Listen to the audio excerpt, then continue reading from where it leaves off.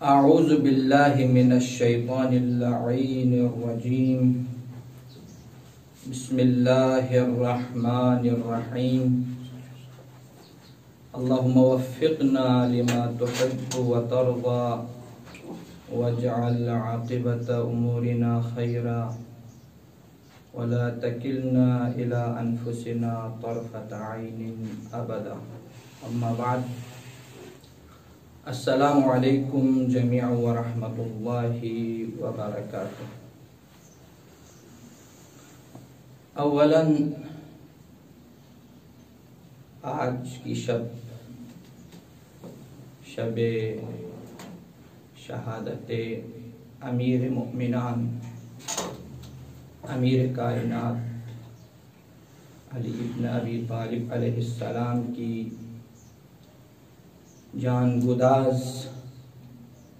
شہادت کی شب ہے۔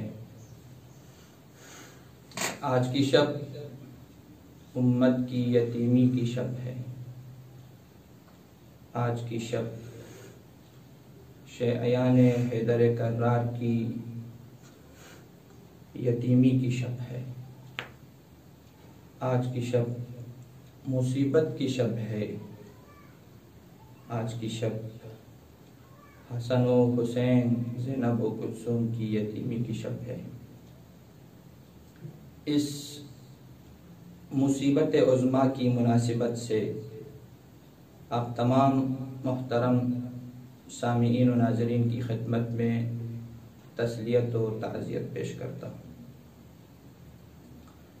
ثانیاً میں انتہائی شکر گزار ہوں مدرسہ علوم اسلامی کے سرپرست اعلیٰ و مدیر محترم اور دیگر تمام اساتذہ و تمام مینجمنٹ کے بہت شکر گزار ہوں کہ انہوں نے اس ماہ رحمت میں، اس ماہ مغفرت میں یہ پلیٹ فارم مہیا کیا اور مختلف شخصیات اور علماء کرام و سادات اعظام کو بلا کر درس و تدریس اور ابلاغ دین کا یہاں پر یہ سلسلہ شروع کیا، جس سے الحمدللہ ہمارے سامعین و ناظرین بہت بہتر طریقے سے مستفید ہو رہے ہیں۔ میں سمجھتا ہوں یہ مدرسہ ہمارے لیے ایک بہت بڑی اللہ کی نعمت ہے۔ یہاں صبح شام قرآن کی تلاوت، احادیث معصومین کی تعلیم اور آداب اسلامی سکھائے جاتے ہیں۔ یہ بڑی نعمت ہے، اور نعمت کا قانون یہ ہے کہ اگر ہم اس کی قدر کریں، اگر ہم اس نعمت کے مقابلے میں شکر کریں تو وہ نعمت بڑھ جاتی ہے، اس میں دوام آ جاتا ہے۔ لیکن اگر خدا نخواستہ اگر ہم نے نعمت کی قدردانی نہیں کی، بے قدری کی اور اس کے مقابلے میں شکر نہیں کیا، تو وہ نعمت یا تو گھٹ جاتی ہے یا تو چھن جاتی ہے۔ جیسا کہ ارشاد باری تعالی ہے، لَإِن شَكَرْتُمْ لَأَزِيدَنَّكُمْ وَلَإِن كَفَرْتُمْ إِنَّ عَذَابِي لَشَدِيدٌ۔ لیکن میں یہاں پر اس بات کو واضح کرنا چاہتا ہوں اور اپنے محترم سامعین و ناظرین تک یہ بات پہنچانا چاہتا ہوں، جب ہم کہتے ہیں کہ نعمت کے مقابلے میں شکر کرے، تو شکر کا یہ مطلب نہیں ہے کہ ہم اللہ کی دی ہوئی نعمت کو روک کر رکھیں اور جا کے مصلی پہ یا اللہ تیری نعمتوں پر میں شکر ادا کرتا ہوں، زبان سے ہم شکر ادا کریں تو یہ شکر قولی تو ہے، لیکن حقیقی شکر جسے شکر عملی کہا جاتا ہے اس شکر قولی سے ادا نہیں ہوتا۔ مثلا اللہ نے کسی کو دولت دیا ہے، مال دیا ہے، تو وہ اگر اس دولت کو ذخیرہ کرتا جائیں، ذخیرہ اندازی کرے، دولت کو خرچ نہ کرے، اس دولت کو، اس مال کو روک کر رکھیں اور پھر آ کے مصلی پہ وہ شکر ادا کرے، یا اللہ تو نے مجھے بڑی نعمتیں دی ہے، بہت مال دیا ہے، بہت دولت دی ہے، یہ کہہ کر شکر ادا کرے، تو یہ حق شکر نہیں ہے، اس سے شکر کا حق ادا نہیں ہوتا ہے۔ بلکہ شکر اس وقت ادا ہوتا ہے اس نعمت کے مقابلے میں کہ ہم اس دولت کو جو اللہ نے ہمیں دی ہے، اس مال کو جو اللہ نے ہمیں دیا ہے، اس کو اس کے مقام پر خرچ بھی کرتا جائے، انفاق بھی کرے۔ انفاق اسی لیے، انفاق کا لفظ جو ہے وہ نفق سے نکلا ہے، اور نفق آپ جانتے ہیں کہ جس کے دو دروازے ہوں، ایک طرف سے انٹر ہوتا ہو اور دوسری طرف سے ایگزٹ بھی ہوتا ہو۔ ایسا نہ ہو کہ مال آتا جائے، مال کا دروازہ کھلا ہو لیکن دوسری طرف سے وہ دروازہ بند ہو، مال خرچ نہیں کر رہا ہو، تو یہ شکر اس سے ادا نہیں ہوتا ہے۔ بلکہ شکر کا مطلب یہ ہے کہ ہم اس نعمت کو خرچ بھی کریں۔ میں نے یہاں پر کہا کہ یہ مدرسہ ہمارے لیے نعمت ہے، تو اس مدرسے کی نعمت ہونے کا مطلب کیا ہے؟ اس کا ہم شکر کیسے ادا کر سکتے ہیں؟ اس کا ہم شکر اس طرح ادا کر سکتے ہیں کہ ہم اس مدرسے سے مستفید ہو جائیں، اس سے استفادہ کریں، اپنے بچوں کو، اپنی بچیوں کو، اپنی اولاد کو اس سے منسلک کریں، خود بھی اس سے منسلک ہو جائیں اور اپنے بچوں کو اس میں داخلہ کروائیں، اس سے، اس مدرسے سے قرآن کی تعلیم اور احادیث معصومین ان کو سکھائیں، تو یہ اس مدرسے کا شکر شمار ہوتا ہے۔ اور ہم اگر اس طرح اس کی قدر کریں اور اپنے بچوں کو اس سے منسلک رکھیں، اس سے مربوط رکھیں، تو انشاءاللہ امید قوی ہے کہ یہ مدرسہ پورے معاشرے کے لیے، پوری سوسائٹی کے لیے رول ماڈل ہوگا۔ انہی مختصر مقدمے کے سائے میں اب ہم آتے ہیں اپنے موضوع کی طرف۔ ہمارا موضوع ہے، جیسا کہ آپ جانتے ہیں، ماہ مبارک رمضان کے اول سے لے کر آج تک اسی ایک موضوع پر علماء کرام مدلل گفتگو فرما رہے ہیں اور فرماتے آئے ہیں۔ موضوع ہمارا ہے تربیت اولاد۔ تربیت اولاد یہ ایک ایسا حساس موضوع ہے جو عام انسان اس موضوع کو یا اس تربیت کو، اس کے تمام عوامل اور اس کے تمام اسباب اور اس کے تمام اصول و ضوابط کے تحت وہ اس کام کو انجام نہیں دے سکتا ہے۔ ہر انسان اس تربیت کو دینے سے قاصر ہے۔ اس کے لیے ماہرین تربیت، ماہرین علماء کے جو ماہر علماء ہے جو اس فیلڈ میں ہے، وہ اس کا حق ادا کر سکتے ہیں۔ تربیت اولاد کی تربیت کرنے سے پہلے خود مربی جو اولاد کی تربیت کرتا ہے، والدین ہیں، اساتذہ ہیں، یا گھر میں جو سرپرست ہیں، جو اولاد کی تربیت کرتا ہے، اولاد کی تربیت سے پہلے خود اس مربی کے لیے ضروری ہے کہ وہ خود تربیت یافتہ ہو، خود با ادب ہو، خود با کردار ہو، خود با عمل ہو، تب جا کے اس کی تربیت کا اثر اور اس کی ہدایات کا اثر بچوں پر پڑ جاتا ہے۔ اگر خود مربی تربیت سے اور تربیت کے اصول سے، آداب کے اصول سے وہ خود ناواقف ہو، وہ خود نابلد ہو اور خود تربیت کے محتاج ہو، وہ بچوں کی تربیت نہیں کر سکتا ہے۔ لہذا پہلے مرحلے میں خود مربی کے لیے ضروری ہے کہ وہ خود تربیت یافتہ ہو۔ اور اللہ تعالیٰ نے ہمارے لیے یہ مہینہ رحمت کے طور پر عطا کیا ہے۔ یہ مہینہ اور یہ ماہ مبارک تربیت کے لیے بہترین فرصت ہے۔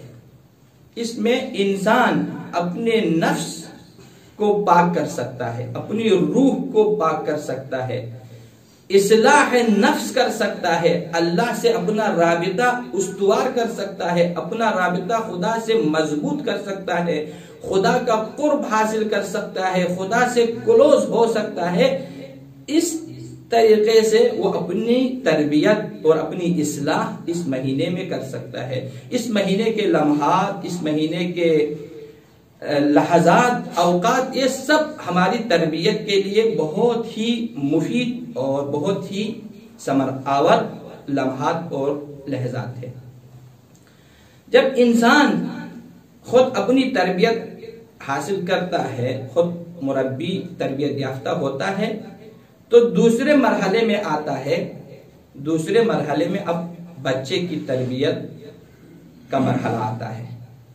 بچے کی تربیت کے بہت سارے اصول ہیں، بہت سارے ضوابط ہیں، قواعد ہیں۔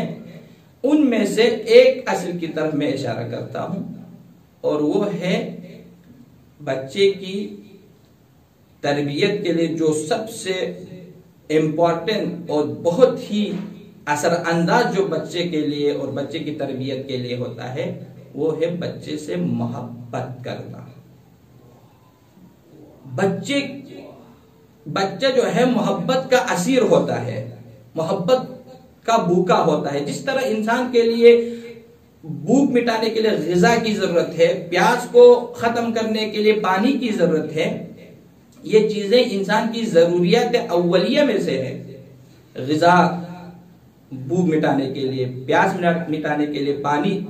اسی طرح ان ضروریات اولیہ کے بعد جو بنیادی چیز ماہرین نفسیات نے ذکر کیا ہے، وہ ہے محبت۔ انسان جتنا اپنی اولاد سے، اپنے بچوں سے محبت کرتا ہے، وہ بچے آپ کی بات ماننے کے لیے ہمیشہ آمادہ رہتے ہیں۔ اس لیے کیونکہ بچے جو ہے وہ محبت کے اسیر ہوتے ہیں، محبت کا بھوکا ہوتا ہے۔ جہاں سے اس کو محبت ملے وہ اس کی اطاعت کرتا ہے۔ اسی لیے روایت میں ہے کہ قلوب الرجال وحشیۃ فمن تألفها اقبلت علیہ۔ انسان کا یہ جو قلب ہے، انسان کی روح یا انسان کا دل جو ہے وہ وحشی ہوتا ہے۔ اس کو زور زبردستی باتیں سمجھ میں نہیں آتا ہے، یہ پیار و محبت کی بات سمجھتا ہے، یہ نرمی کی بات سمجھتا ہے، یہ محبت کی بات سمجھتا ہے، یہ الفت کی بات سمجھتا ہے، یہ ایثار و قربانی کی بات سمجھتا ہے۔ زور و زبردستی، غصہ اور مارنا پیٹنا، اس سے بچہ نہ صرف آپ کی بات کو مانتا ہے بلکہ یہ بچہ مستقبل میں اس معاشرے کے لیے مضر ثابت ہوتا ہے۔ لہذا انسان اگر اپنی اولاد کو معاشرے کے لیے مفید ثابت کرنا چاہتا ہے، معاشرے کے لیے اپنی اولاد کو ایک مفید بچہ ثابت کرنا چاہتا ہے، تو سب سے پہلے اولاد کے لیے چاہیے، والدین کے لیے چاہیے کہ وہ اپنی اولاد سے محبت کرے۔ یہ چیزیں ہم سیرت ائمہ اطہار سے، سیرت پیغمبر سے ہم آسانی سے دیکھ سکتے ہیں۔ پیغمبر کی زندگی کو آپ دیکھ لیں، پیغمبر اکرم صلی اللہ علیہ وآلہ وسلم اپنی اولاد سے، نہ صرف اپنی اولاد سے بلکہ اصحاب کی اولاد سے، نہ صرف اصحاب کی اولاد سے بلکہ جو مسلمان نہیں ہیں ان کی اولاد سے بھی بہت ہی پیار کرتے تھے، بہت شفقت کرتے تھے، ان کو چاہتے تھے۔ خود حضرت زہرا سلام اللہ علیہا کے بارے میں روایت ہماری کتابیں اس روایت سے بری پڑی ہے کہ جب بھی جناب زہرا سلام اللہ علیہا ام الحسنین ام ابیہا زہرا مرضیہ جب بھی بزم رسول میں آتی تھی تو آپ کی محبت کا یہ انداز تھا کہ رسول ان کی تعظیم کے لیے، اپنی بیٹی کی تعظیم کے لیے اٹھ کھڑے ہوتے تھے۔ نہ صرف اٹھ کھڑے ہوتے تھے بلکہ چند قدم آگے بڑھ کر ان کا استقبال کرتے تھے، ان کے ہاتھوں کو چومتے تھے اور ان کو اپنی جگہ پر بٹھاتے تھے۔ یہ ہے محبت کا اثر۔ اور اسی طرح حسنین شریفین کے ساتھ یہی رویہ آپ کا تھا۔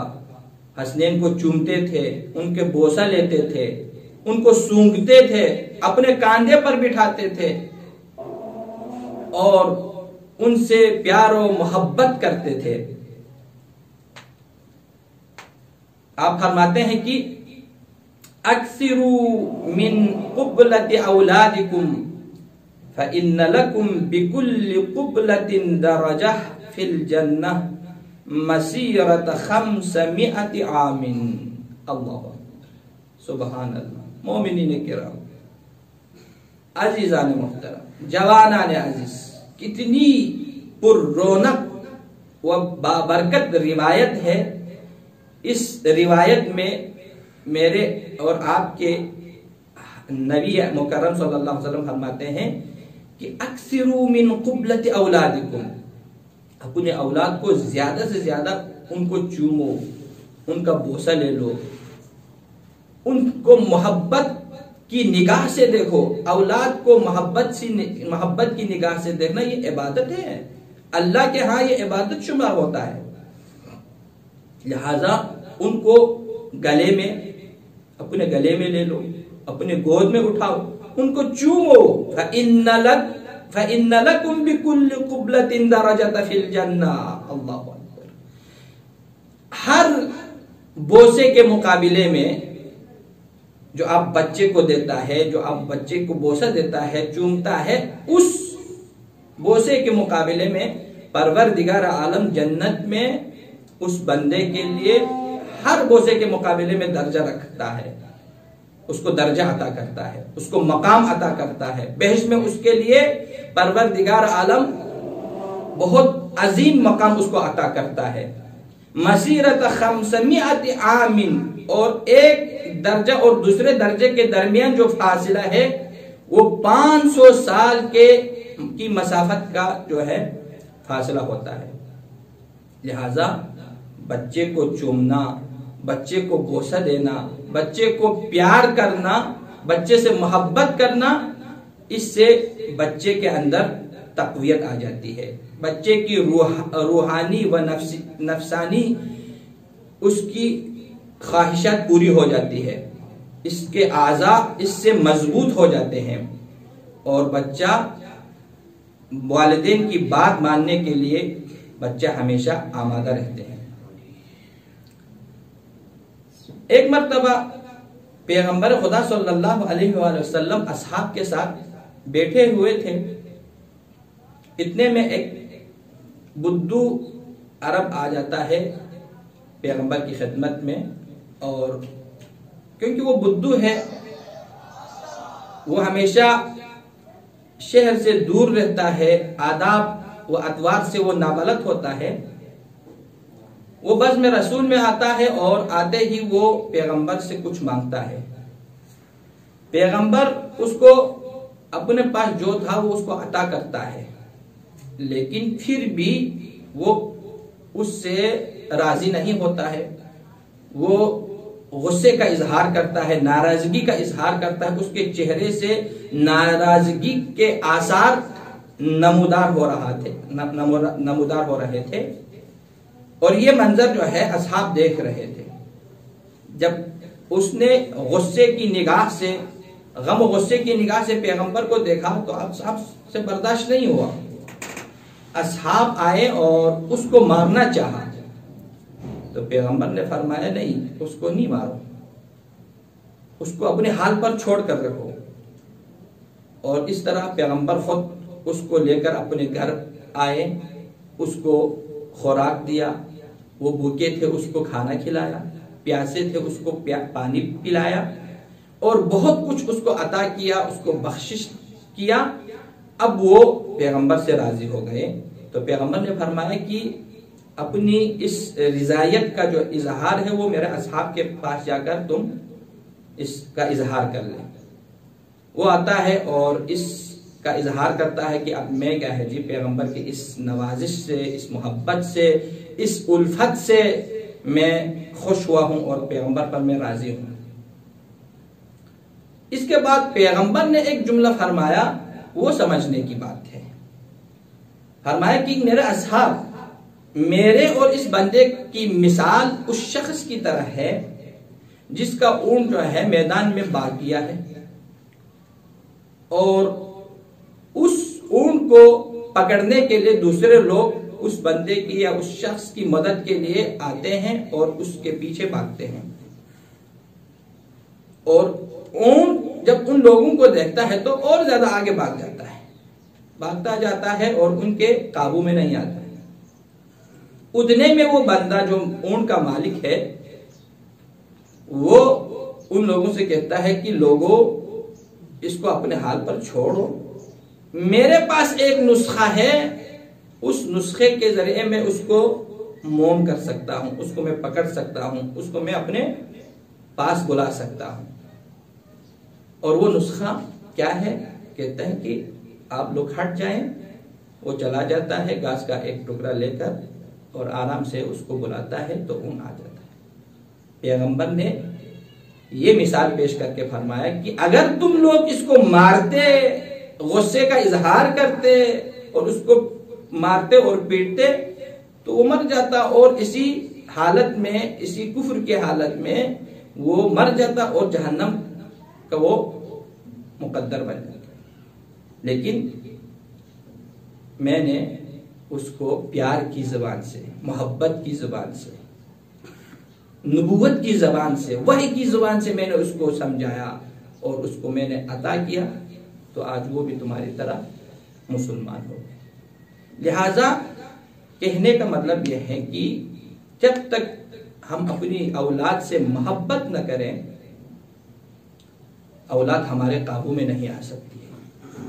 اولاد کی تربیت کے لیے سب سے مہم ترین و بہترین نسخہ یہی ہے کہ انسان اپنی اولاد سے اظہار محبت کرے، اظہار چاہت کرے، الفت کا اظہار کرے. اگر اس طرح ہو جائے تو اولاد آسانی سے ہم قابو میں رکھ سکتے ہیں اور اس کی اچھی تربیت ہم کر سکتے ہیں. انہی الفاظ کے ساتھ میں اپنی گفتگو کو اختتام کرتا ہوں اور دعا کرتا ہوں پروردگارا آج کی شب قدر ہے، تقدیر سازی کی شب ہے. آج کی شب اپنے زمانے کے امام سے مربوط ہونے کی شب ہے، اپنے زمانے کے امام سے اپنا رشتہ استوار کرنے کی شب ہے. آج کی شب اپنے امام سے رابطے کی شب ہے. آج کی شب ہمارے اعمال اپنے آقا و مولا امام کے سامنے لے کر جاتے ہیں. ہم دعا کرتے ہیں پروردگارا ہمارے نامہ اعمال کو دیکھ کر ہمارے آقا و مولا امام زمان خوش ہو جائے. پروردگارا آج کی شب کا واسطہ ہمیں اس شب میں آپ تیری تمام نعمتیں، برکات، لطف و عنایات ہم پر برسا دے. پروردگارا ہمیں اپنی اولاد کی دینی و اسلامی تربیت اور ان کو تعلیم سے آراستہ کرنے کی توفیق عطا فرما. خداوندہ جو مومنین، جو والدین اپنی اولاد کی نسبت پریشان ہے پروردگارہ ان کی پریشانیوں کو دور فرما، پروردگارہ ان کے راستے میں جو رکاوٹیں ہیں، جو مشکلات ہیں، ان رکاوٹوں کو اور مشکلات کو برطرف فرما، پروردگارہ آقا و مولا امام زمانہ کے ظہور میں تعجیل فرما، ہمیں ان کے اعوان و انصار میں سے شمار فرما۔ وآخر دعوانا ان الحمدللہ رب العالمین۔